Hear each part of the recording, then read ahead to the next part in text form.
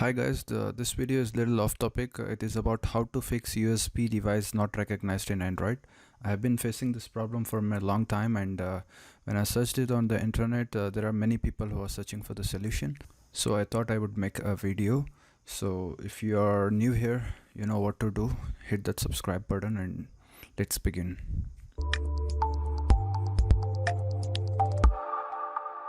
Alright, when I try to connect my phone to my computer via USB, I'm just getting this ejector symbol here in the right and some pop-up, but my phone is not recognized. You can see on this PC, and on my mobile phone, my phone is charging, but I'm not able to transfer the files. You can see the Android system says USB is charging, and when I open this, I'm not able to change the settings. Everything is grayed out.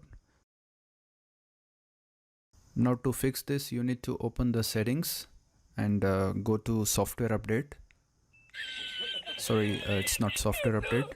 Go to about phone and here click on software information and tap on kernel version. So this will activate the developers option. I'm getting this message that developer option is already activated. Go back and open the developers option, and here you have to search for default USB configuration. Open the settings and select transfer files. Now this might ask you to allow mobile data. Just click on allow, because this is gonna install a small driver or something, I don't know. So after you're done, just go back to your computer and you can see the device is setting up on my computer.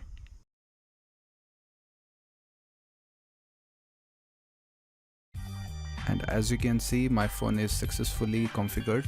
You can open this device and access all the files. So if you want more videos on WordPress and internet marketing and software reviews and everything, you can check out my channel. Thank you so much for watching. I will see you in the next one. Take care. Bye bye.